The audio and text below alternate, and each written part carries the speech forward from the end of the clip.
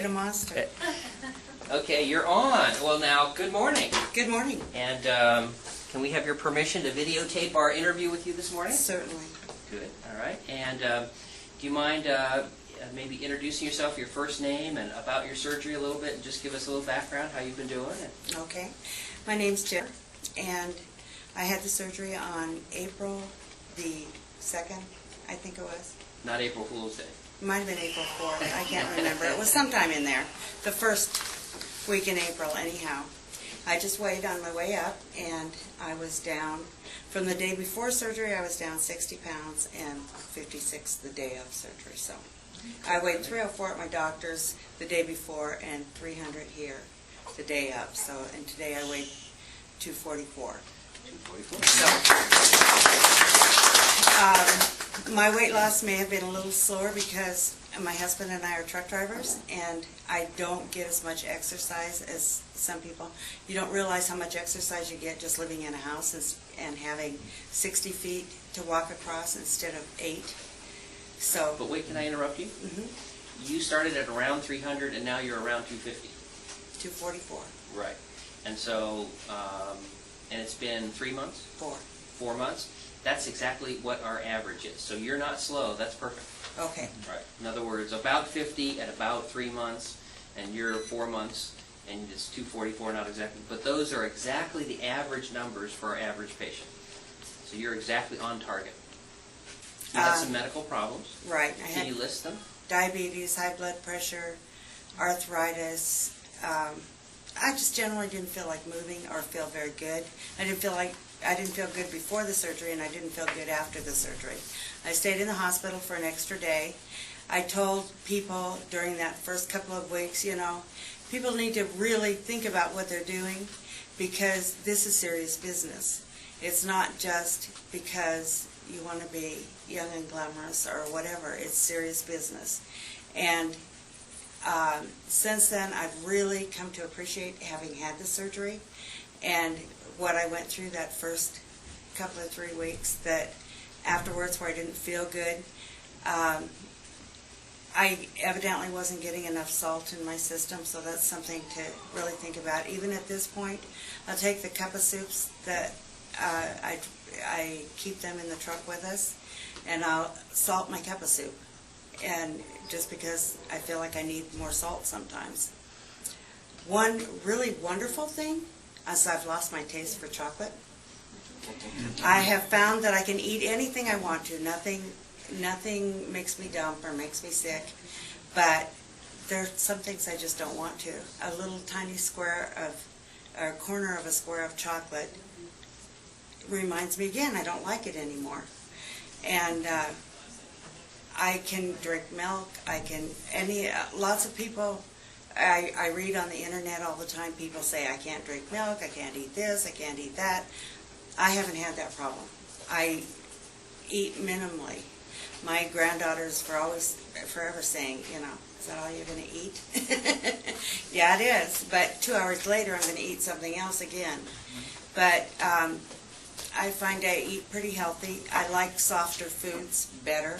I can eat more chicken at one time than I can beef. I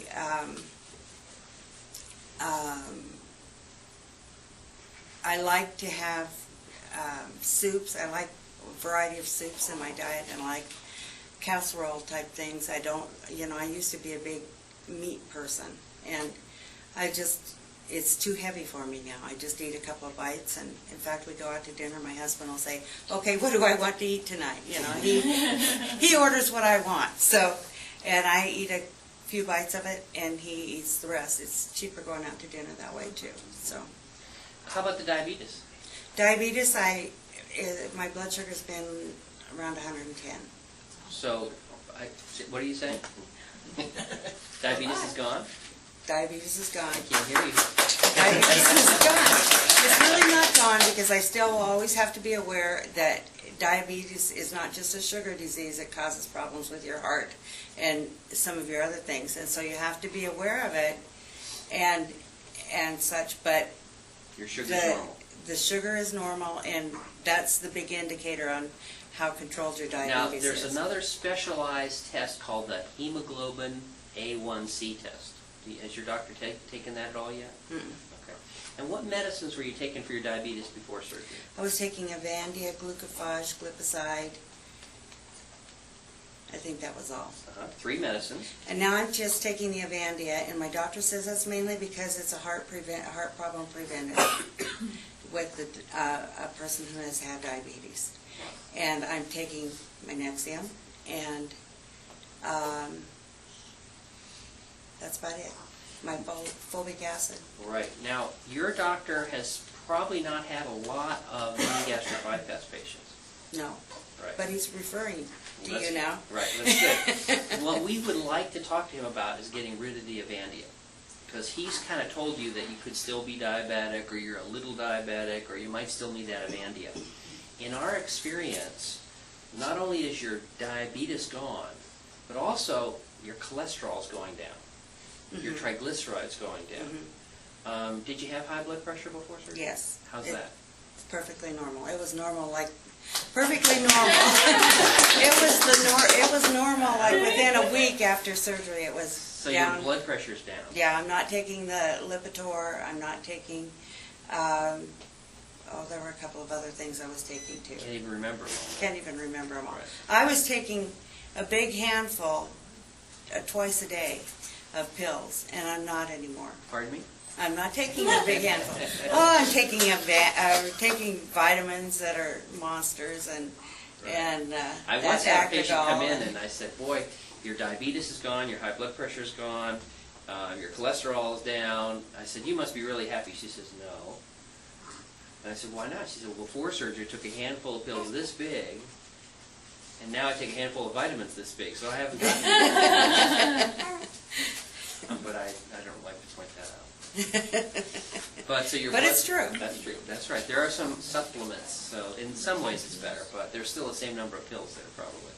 I have more energy. I can move around better now, and that was almost immediate. But I'm still getting more agile all the time.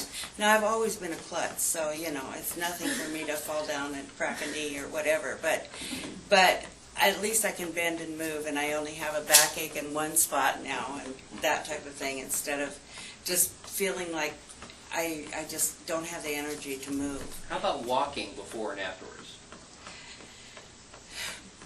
Before it was like, drop me off at the front door, please. Now it's okay to walk through the parking lot. Pardon me? Right. We hear that a lot. How about stairs? Stairs I can get up and down now, although I do have bad knees, so it's still, But compared to before surgery? yeah, before I wouldn't do stairs. Right. So. But I would like to talk with your doctor, and because I think Any problems eating anything, everything worked fine. I did have problems sometimes.